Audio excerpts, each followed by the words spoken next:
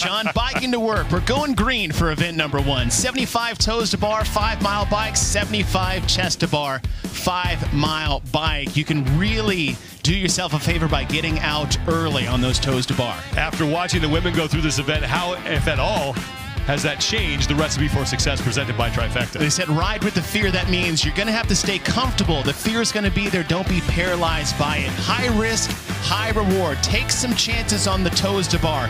Get out ahead of the field early, and then when you get out on the course, fast turns, strong downhills, you're just going to have to push the pace the whole way through. All 40 men on the field for their opening event. In lane number 6 is Alex Vigno, who finished 8th at the games last year. He is dangerous when he is healthy.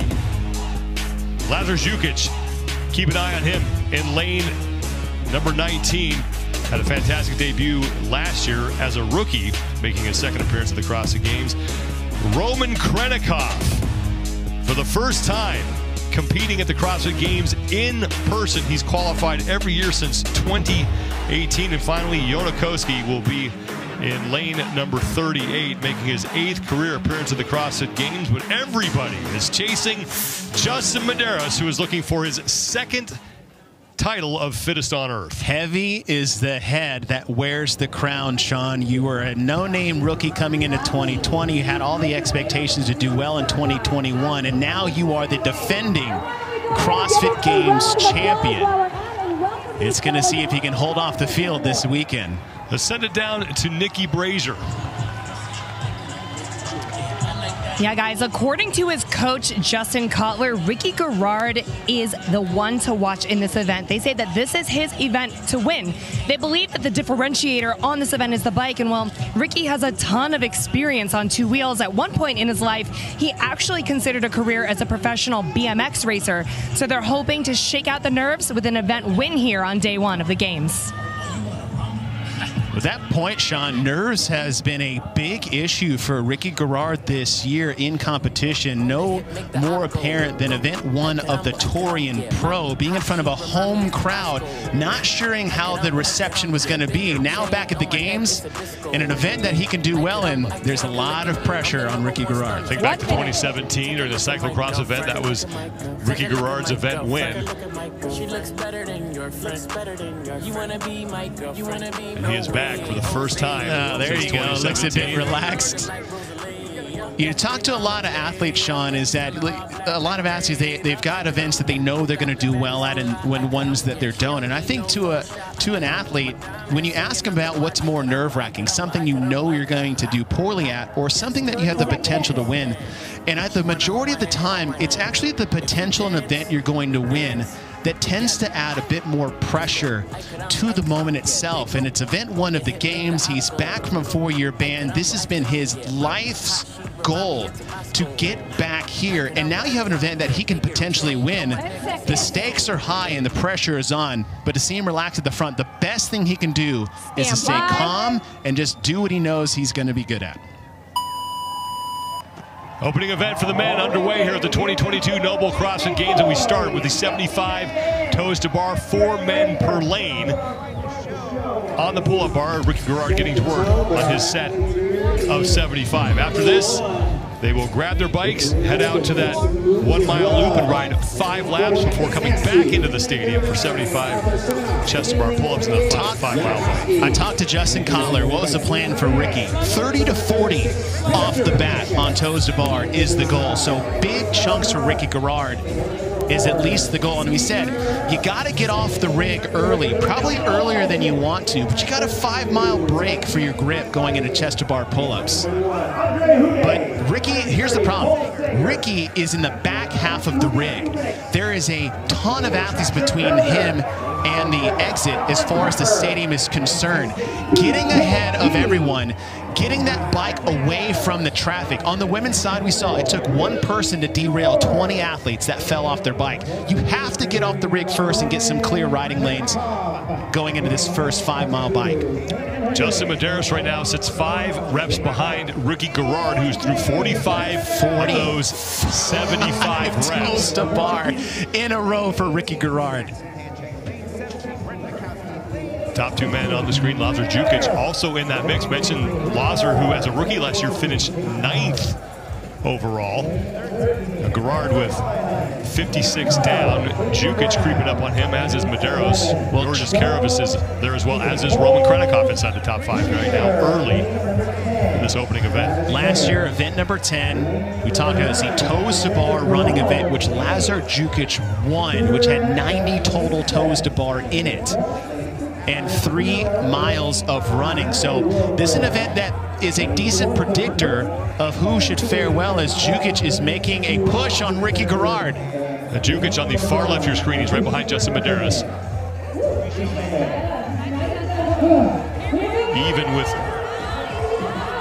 the lead pack here, Justin Medeiros is off, as Noah Olsen was the first man to get off the pull-up bar. So Olsen first out onto the course on the 5-mile bike ride. Captain come out hot. Noah Olsen. And this is where I said it's so valuable to get out ahead of the field. Just get some clear riding space. It's a lot of treacherous, almost took a wide turn in the back. Pat Vellner is on the left. He's towards the front. Georges Karavis is there. Justin Medeiros, Ricky Gerard, Lazar Jukic, Roman Krennikov. He is on the right side of your screen. He has a tattoo on his chest. We mentioned Roman. He has qualified for the CrossFit Games every year since 2018, but has been unable to make it to the United States to compete in person. Finally was able to do that this year. And earlier this week got to meet his newborn son for the first time since he has been here in the United States for an extended period of time to train and get ready for the game. I can't even imagine the emotions that Roman is going through from a competitive side, waiting so long just to get here, and now you are. He's been watching this on TV and documentaries for the past 4 years, but to meet your son for the first time days before the event, I mean, wow, just a flurry of emotions that he's gonna have to keep in check for the next 4 days.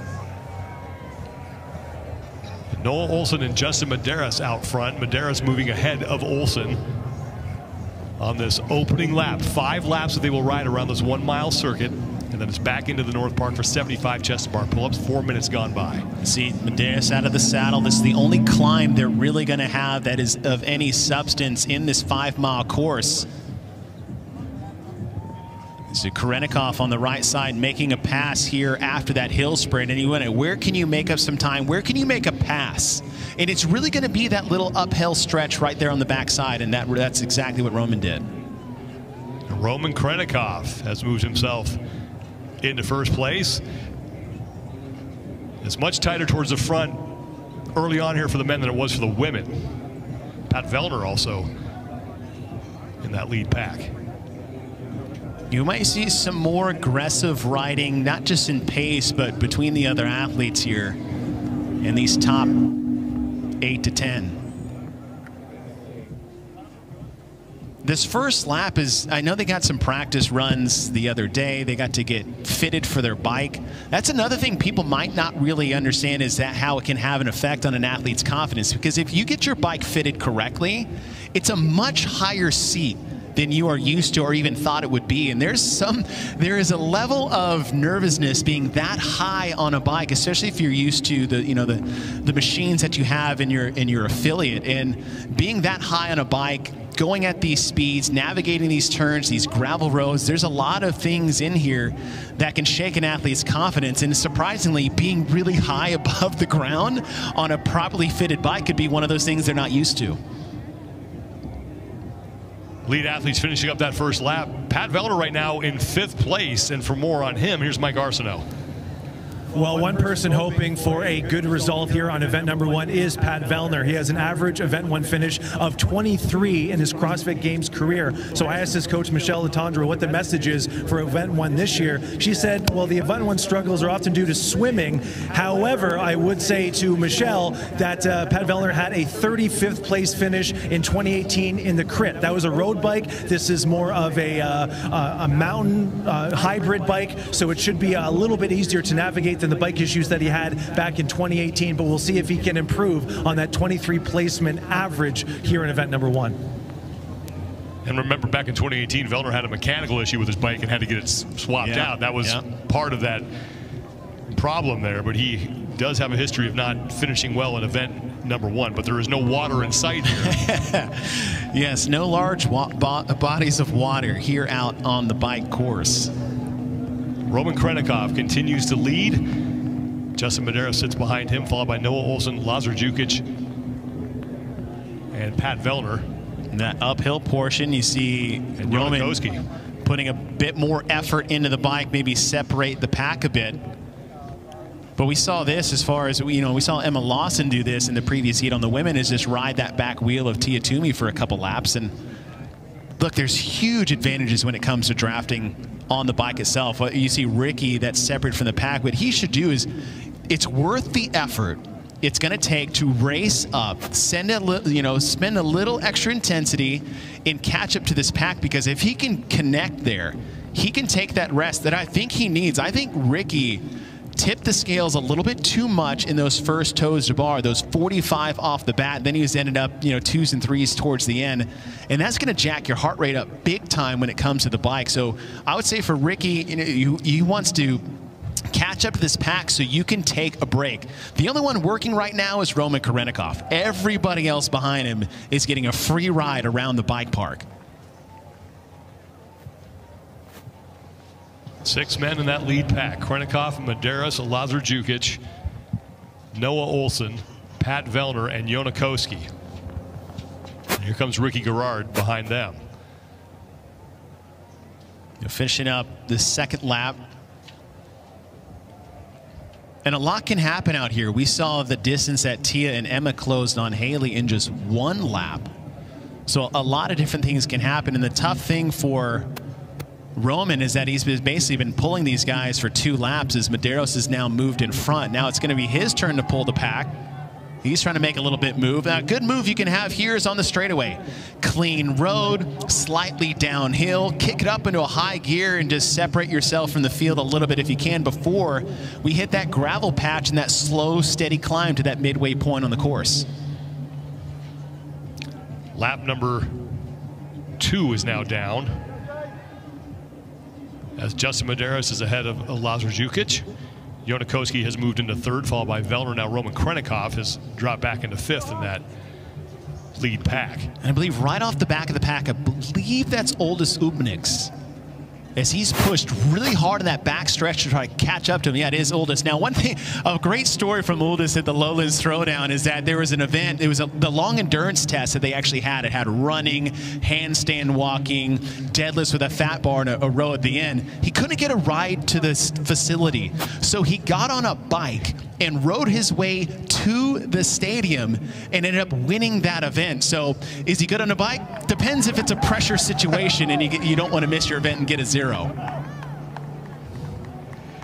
Special thank you to Trek Bicycles for providing the bikes and helmets that our athletes are using today. You can visit trekbikes.com to check out road, mountain, electric, or fitness bikes, including the bikes that the athletes are riding today.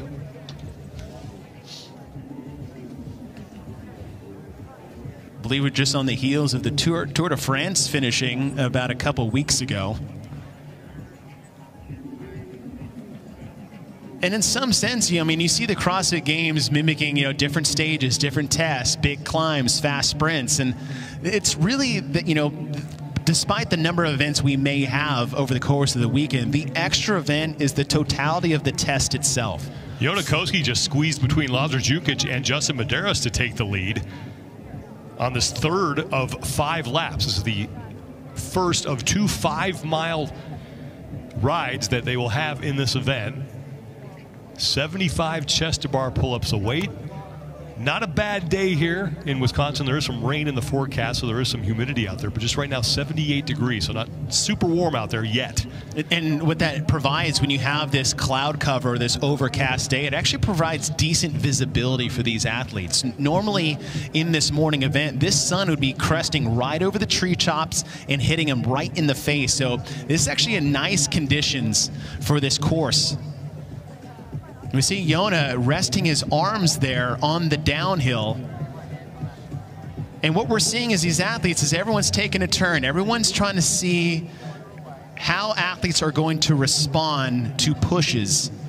We saw Roman do it, Medeiros do it, and now Koski. And you're really just getting a feel of how the athletes around you are going to respond to certain pushes, where I'm going to speed up, and get a feel for the course. And after these 5 laps, they're going to have a great roadmap of how to navigate this on the second half. So we're going to see a lot more, I would say, focused and detailed racing on the second 5 laps than we will on the first. And we saw this in the Crit 2018, where some athletes figured out, like, hey, we can work together. There's a little bit of communication going on at the front there of athletes. Hey, I'll take the turn in the lead here. Yeah. You go ahead. Well, in the Crit in 2018, the only thing we saw was Moonweiler looking behind everybody. Is like, get your butts to the front. I'm not going to pull this pack for 10 miles of a Crit race. And that might be the communication. As you see, Karenikov is leading the second pack. It's a pack of 3. And you can work together with just 2 people. It's really all you need. There is a massive drafting benefit to working in pairs. What you don't want to happen is to be isolated alone on the course. With 2 people, you can make up some ground, as the front 4 are definitely pulling away. It was a grouping of 7. It's the 5th bike event we've had in CrossFit Games history. The first was back in 2012, Pendleton 1 and 2. The bike showed up again in 2017. Ricky Garrard, of course, won that event before he was disqualified at the end of the competition. Adrian Moonweiler, as you mentioned, Chase, won the Crit in 2018, and then Matt Fraser won the bike repeater in Morgan Hill, California in 2020. And now Lazar Jukic taking his turn at the front. Koski sits in second, Medeiros, and now Pat Vellner in 4th. 3 different cadences you see between Dukic, Koski, and Medeiros. Vellner needs to make sure he keeps touch with his pack. As I said, you don't want to get left by yourself, stuck in no man's land between a few grouping of athletes. This is the 4th of 5 laps. Jukic is working pretty hard. You see that slower cadence. He's got it in a high gear. It keeps the speed up, but there's, it's a point of diminishing return depending on, your stamina that you have in your legs. But the effort per pedal stroke, Koski behind him, a bit higher cadence, Medeiros as well. Now they're allowed to do that because of the drafting effect they're getting from Luka Jukic. Lazar Jukic looks like he's waving. Look at that. Sean, you're totally right. The communication is, Jukic said, okay, I did my lap. Kosi looked back at Justin and said, now it's your turn to get in front. Here comes Medeiros. He's going to move to the front of that pack with Lazar Jukic. Koski's going to move even now with Jukic, and we still have Pat Vellner sitting there in 4th place. And sometimes, a casual fan will look back and it's like, why even help each other? Why work together when it's an individual-based event? This isn't like they're working in teams. I mentioned the Tour de France earlier, when you have teams of about 6 and they work together to keep the speed in the total. You can call this a front peloton portion of this with just 3 people. But you're coming into 75 chest-to-bar pull-ups coming into this. I would happily work together with 2 other athletes if this means this puts me in a top 3 finish for the event. How it shakes out towards the end is great. What I don't want to do is be in a 15 or 20 person pack. So it's worth working together, because if you work together, you're sharing the load distributed among the 3 of you, which means you're only working hard 30% of the time. You're going to get a nice break on the back end of that. So it's better for the group itself to work together and be successful for themselves individually as well. 5th and final lap, as Medeiros looks like he's going to wave Koski up front. You got a little sequence going. Koski, Jukic, Medeiros. Medeiros is conveniently waving Koski up to the front for the uphill portion of this course. I like him getting out of the saddle. And that's really just to get that cadence back up for the uphill portion and settling back down. You don't have to be out of the saddle dancing on the pedals the entire time. It's not a very long uphill, but keeping your cadence. And if you need to get out of the saddle to do that, do. Jukic's on the front pack here. Still that slower pace. And if you look at that pack behind him, Roman Krennikov leads Noah Olsen and Uldis Upniks, and Pat Vellner, who is all by himself between the two of those packs, has now decided to work with those three guys and get a little bit of a draft. So now athletes starting to group up here, as we see Ricky Garrard in that third pack. Jonakoski surveying the field as he, Medeiros, and Jukic are set to finish up their fifth and final lap. And then this was the crux of the event for the women, those 75 chest bar pull-ups. Now here's that communication back. You see coming in these turns, Koski will turn his head, asking the next athlete to come in front. And this constant passing, right? Waving someone forward, Medeiros waving up Luka Jukic, Jonakoski. And a lot of that is by feel. You can't put an exact distance on it. But listen, you're going to be in the front. You're going to start feeling the legs burn, that lactic acid starting to build up, and that's just, okay, wave them on. I've hit that saturation point of what I want to going up to this point. Koski, Medeiros, and Jukic are off the bikes, and they will work their way back into the North Park for their 75 chest to bar pull-ups. Use code NOBLEGAMES at checkout to receive a free Noble towel with your purchase. Head to the site to learn more and take advantage of this offer while supplies last. Order minimums apply. It's online only. Gift with purchase differs for international customers. Koski has put his bike down. Jukic is on to the chest to bar pull-ups. Here comes Jonakoski. And Justin Medeiros, Noah Olsen getting to work as well. The Jukic is through 12 and counting. He is slightly ahead of Medeiros and Koski. Now you start to look back. I know it's been about 16 minutes since these athletes tackled those 75 toes to bar. But depending on how far they tipped into that red, as far as their grip is concerned on the toes to bar, that can still linger a bit, even after that bike. Jukic and Medeiros are both through 34 reps. Koski is right behind them. Roman Krennikov starting to creep up, as is Uldis Upniks.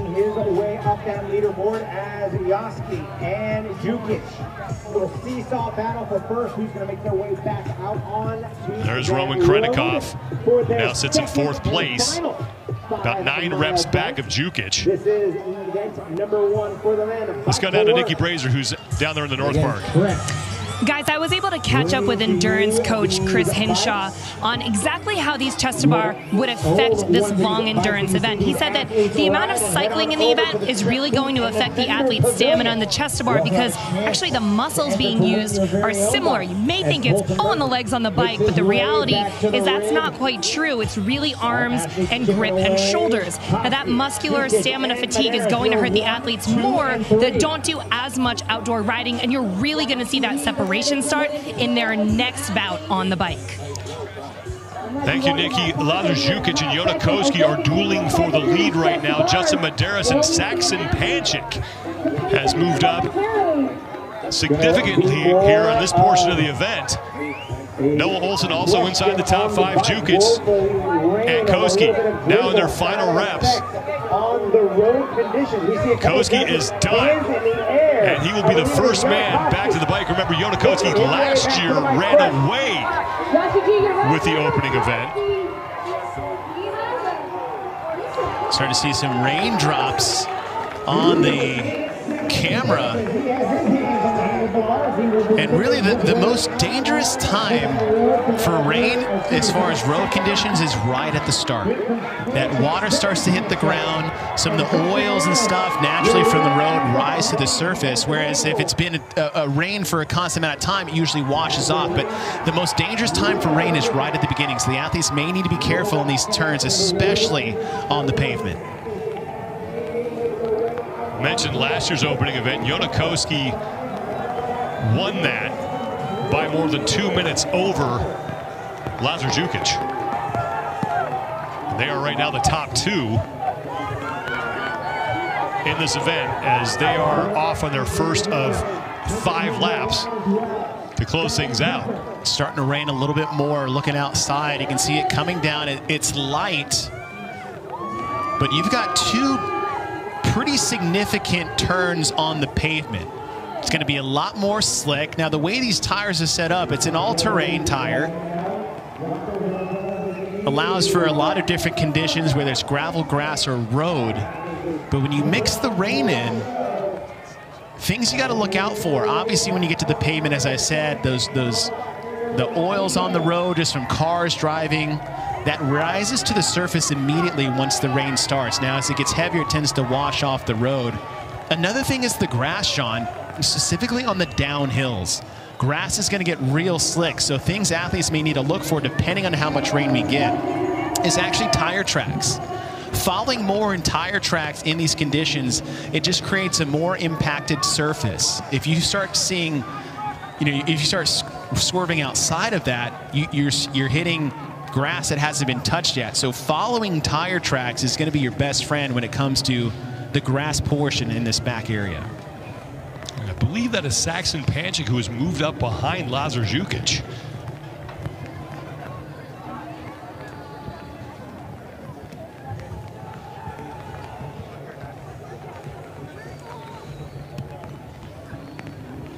Let's send it down to Mike Arsenault, who's out in the elements at the campground.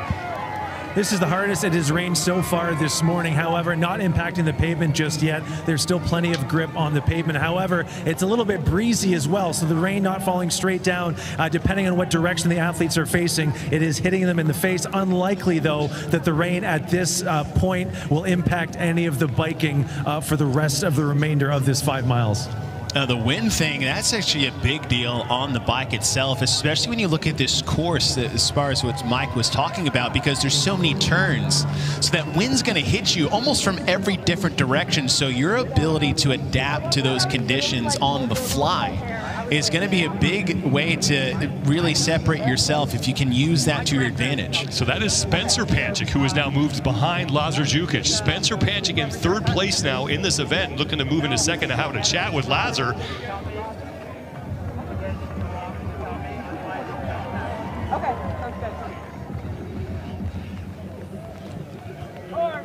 You're talking about Koski winning the opening event last year during the swim paddle, but Koski was 3rd in the cyclocross event back in 2017.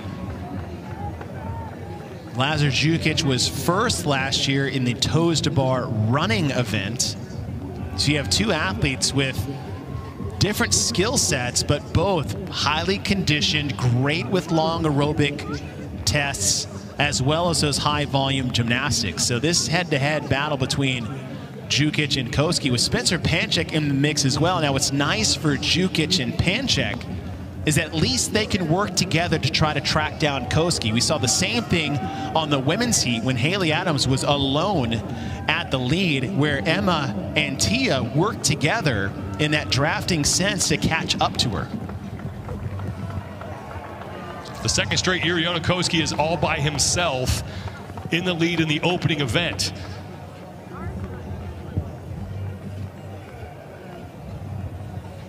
Colton Mertens is on his opening lap. So Jukic and Spencer Panchik both passing him. This is lap number 2 for them.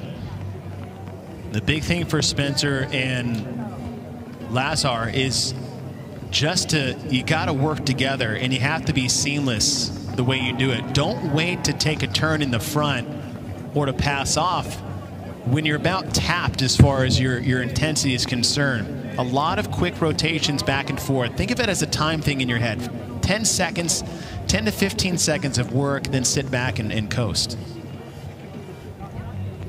Another look at the opening event bike to work presented by Trek. We are on the final portion of last 5-mile bike ride, 50-minute time cap here.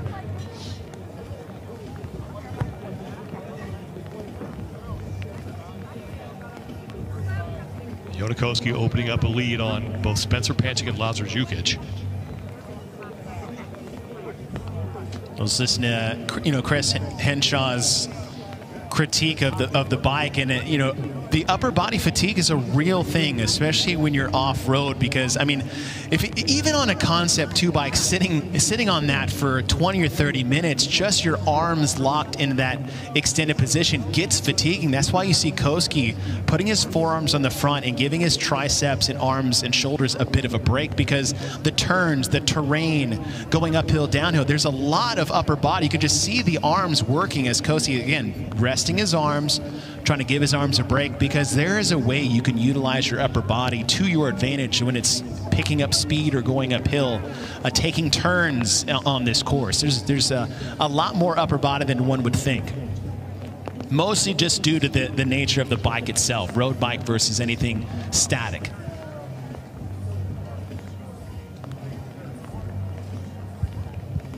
Lazar Jukic and Jona Koski, your top two. Spencer Panchik sits in third. And we could have a situation for the second straight year. It's Koski followed by Jukic in the opening event.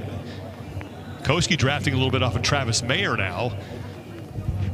Mayer a lap behind Koski. Agason Raquelme is back there as well. I mean, catch a draft when you can, when you're up by yourself. Now we have a lot of other bodies on the course. They're just going to be spread out all over. You can ride up, you can rest there for 2 or 3 seconds. Your pace isn't going to diminish too much. And as I said, on the winner's side is just, you know, take that little slingshot around, race up to the next pack, hang out for 5 seconds, pass around, race up to the next pack. You're just out there playing the fishing game now. Set the hook, reel them in, move to the next group. Koski with about a 20-second lead over both Spencer Panchik and Lazar Jukic. But remember, we watched a lead like that disappear very quickly for the women. Disappear in less than a quarter mile. It was absolutely insane to see how much distance Lawson and Toomey made up on Haley on the back half of this field.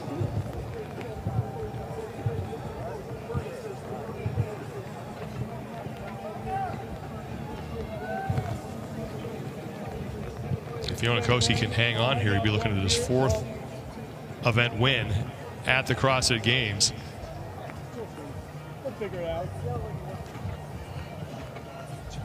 Man, Koski is putting a lot of distance on him and Spencer Panchik, and it seems kind of funny to think about, but what Koski might be able to do is, you know, get in this pack. You see him passing Fikowski. Get in this pack, get ahead of these guys, and just lose yourself. It's really hard to, I mean, it's really hard to figure out who's who. I mean, just from here on the outside, but if you can get ahead of these people, not only do you, like we said, is you separate yourself from Spencer and Lazar, but maybe they won't even be able to see where you're at anymore, and then the chase is done. You know, it spoke about what Chris Henshaw said about breaking the elastic, that competitive tie between you and the athletes chasing you. If you can hit a turn, lose yourself in the pack, they can't see you anymore. You know, the race or the desire to chase you down is over. Yeah, Jona Koski right there next to Andre Uday and Keelan Henry. There's Brent Fikowski. Just on the left side of your screen, you just saw Lazar Jukic and Spencer Panchik pass out of view, and no surprise that the two of them are working together as they trained together at the CrossFit Mayhem in Cookeville, Tennessee for a few weeks leading up to the CrossFit Games. I mean, how many athletes were out there leading up to it? I can only imagine what that environment was like prepping for the CrossFit Games. Start to see some water. You got to be a little careful on this turn. It's downhill, it's tight, and then you follow it right with another one.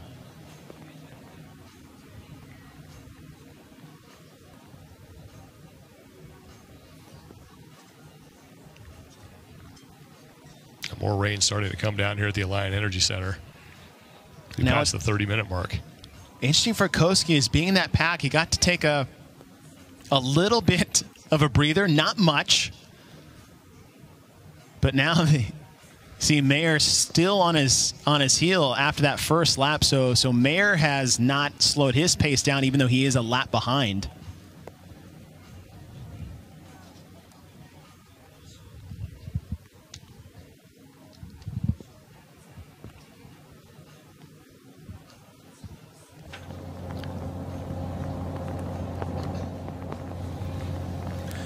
Chase says we're seeing the rain come down a little bit harder, starting to see a little bit of slickness develop on the pavement. We're seeing a lot of athletes grouped together, and the cliche is that you can't win the CrossFit Games on day one, but you can certainly lose it. Is it worth trying to push to the front of a 4 or 5 person pack for the extra handful of points, with the risk that you could fall and potentially take yourself completely out of the competition here in event number 1? What strategy would you recommend for these athletes as they wrap up this second portion of the bike? It really is a great question when you look at the potential of things to go wrong outside of your control. We was talking about earlier about Haley Adams being alone by herself and getting caught up in a pack like this, is that it's a lot of risk you take putting yourself in a large group of athletes that don't have familiarity on the bike. If these were seasoned pros on the bike, really nothing to worry about. Everybody knows how to work together. Everybody knows how to use their bike in whatever condition.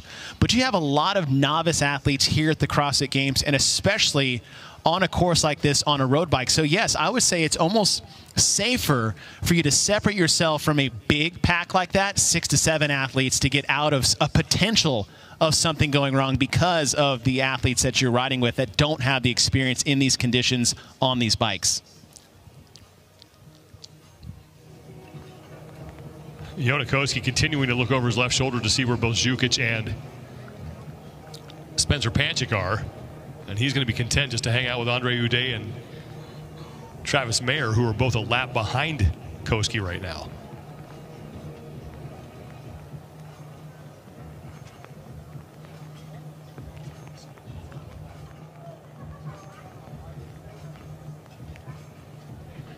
Koski moves himself ahead of the pack again. You see him resting his arms down on the downhills especially. Nice on the downhills is that you need more arms on the uphills. The downhills, you see, if they had aero bars, which is that it's usually an attachment on the handlebar that you can rest your forearms and be a bit more aerodynamic as well. There's a two-parter to that, is give the arms a break, make yourself a bit more aerodynamic, utilize the downhill to your advantage.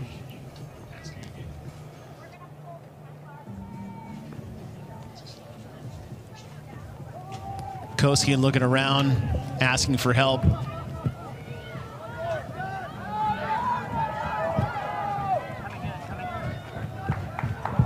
Again, a slight downhill on this back stretch. Nice flat surface. Good opportunity to gain some speed, to gain some momentum, because once they turn into the RV park again, you've got loose gravel and you got wet grass.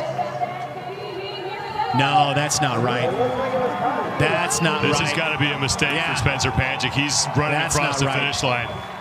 Jukic is going to turn around. There is some confusion here. There's no way that was it.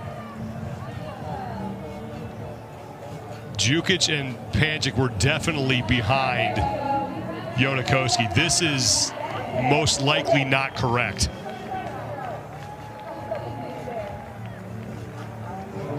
They will have to get this sorted out.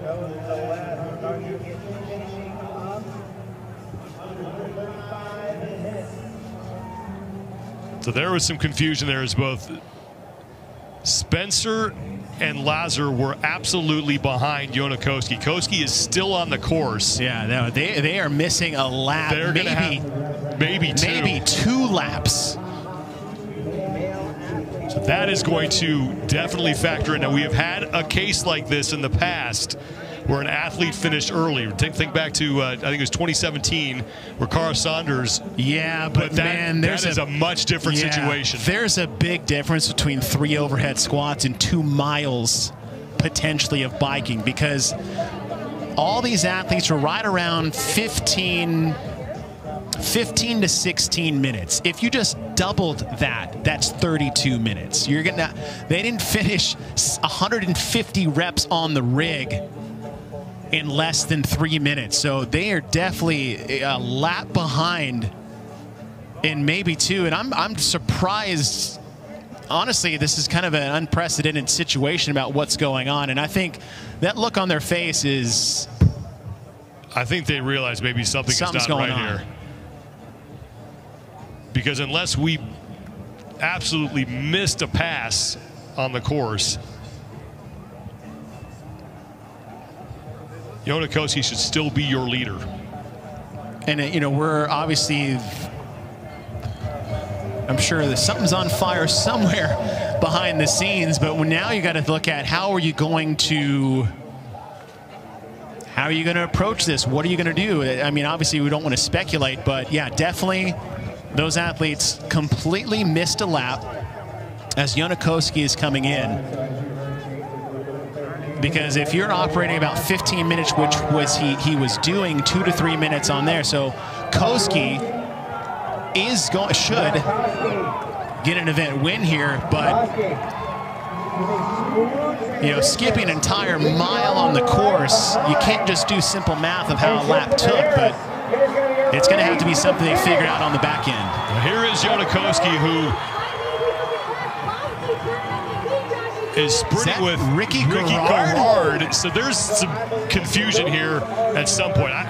We'll have to get this all sorted out, but from what we were able to see, Jonakowski was in the lead. I think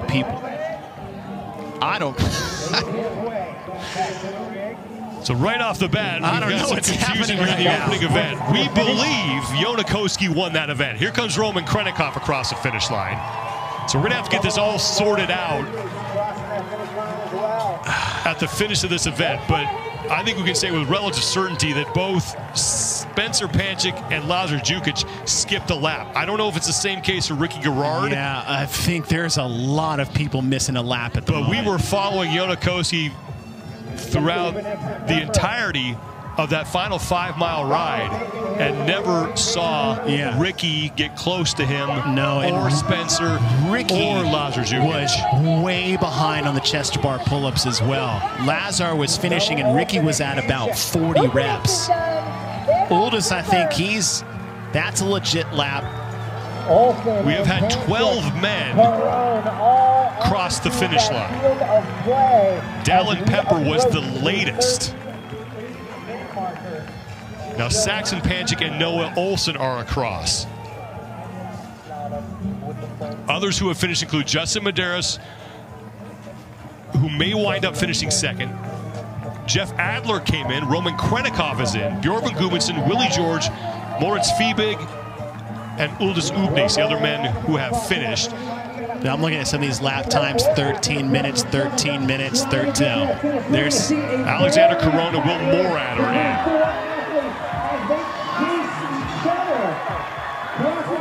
And Will Morad right now is listed at 16th. Jay Crouch, Jason Hopper, and Alex Vigneault are in. Here come Cole Sager. Guillaume Briand is there.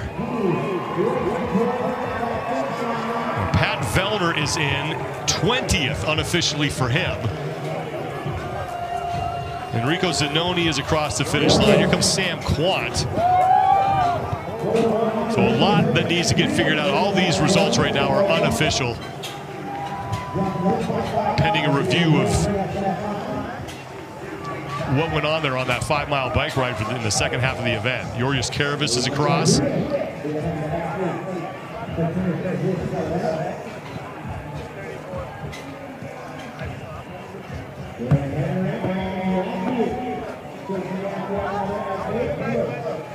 There's Sam Quant. There's Nick Matthew. the old custom crop top. Respect. I don't have the abs for that.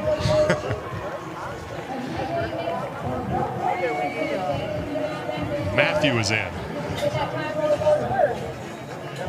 And now Brent Fikowski is still out there on the course. Baden Brown and Heinrich Happelainen also across the finish line. I think one of the tougher finishes or lower finishes Fikowski has ever had at the CrossFit Games was a Triple G chipper. And a lot of that was actually due to the 100 pull-ups that it started with. And you know, we've seen him struggle with events like Mary, high volume gymnastics in more of a cyclical pulling format. Mary is all about the 15 pull-ups per round. You're talking about 15 to 20 rounds. That's upward to it's upward to 150 to 200 pull-ups in an event, and that might have been the deciding factor for Fikowski's place finishing. His worst event finish of his career came back in 2016. He finished 39th in the squat clean pyramid. That was well before Fikowski had upped his strength gains coming into the CrossFit Games. It was actually one of the things that kept him out of the games for years. Colton Mertens is going to finish ahead of Austin Spencer.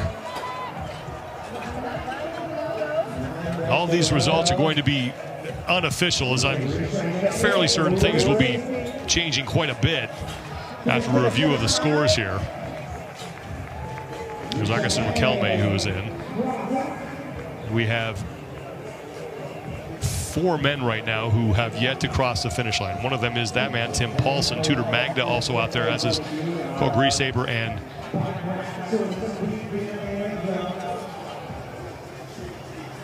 Arthur Semenov. And here comes Tim Paulson, who qualified under the last chance qualifier, winning that. Favorite story at Tim Paulson is after the Granite Games, just missing out of qualification there. Got to see him right after, and the first thing he said was, guess I got to qualify online now. A lot of confidence in Tim Paulson. This is definitely an event outside of his wheelhouse, so I'm not really surprised to see him in this position. But, in a well-balanced test across 4 days of competition, some of these outlier athletes are going to get theirs in some form or fashion. There is Tudor Magda on the left.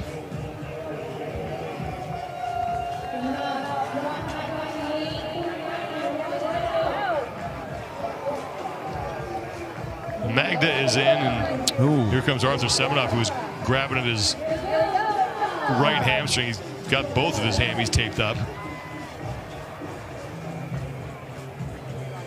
The Griesaber is the only man still on the course, and he's about ready to come in. We're still trying to sort through the confusion here. The first 3 athletes to finish were Spencer Pancic, Lazar Jukic, and Ricky Garrard. At one point on that final 5-mile bike, Garrard was 45 seconds back of Jonakoski. So it is very possible that Pancic, Jukic, and Garrard skipped a lap. I think from what I saw, there's 3 or 4 you could probably throw in the mix there.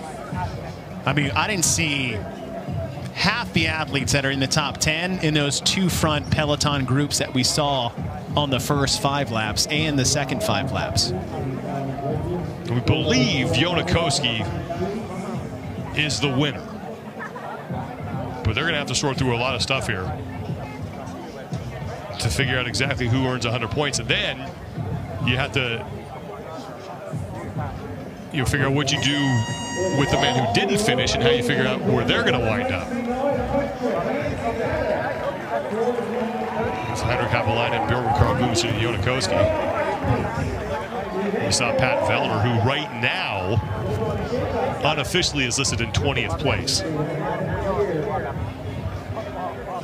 So Nikki Brazier is down there in the North Park. Nikki, what have you been able to find out?